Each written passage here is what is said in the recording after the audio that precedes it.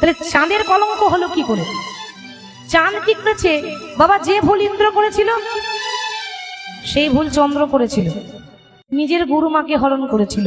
চাঁদের গুরু হচ্ছে বৃহস্পতি, আমরা যে বৃহস্পতিবার বলি তা সেটা হচ্ছে গুরুবার, মানে গুরুদেবের নাম ছিল, দেবতাদের গুরু বৃহস্পতি। তো চাঁদের গুরু বৃহস্পতি, গুরুদেবের স্ত্রীর নাম ছিল তারা। তাহলে গুরু মাকে যখন চন্দ্র হরণ করেছিল, সন্তান হয়েছিল একটা, যার নাম হয়েছে বুধ। আমরা বলি না যে বুধ, বুধবার যেটা বলছি বুধ, সেই বুধ, তাদের মিলনে সন্তান হয়েছিল বুধ।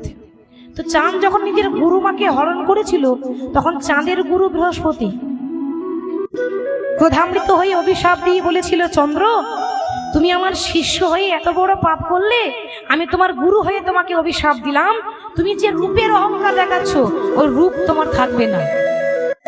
16 কলা চাঁদ যেন 16 দিনের মধ্যে ক্ষয় হয়ে যায়।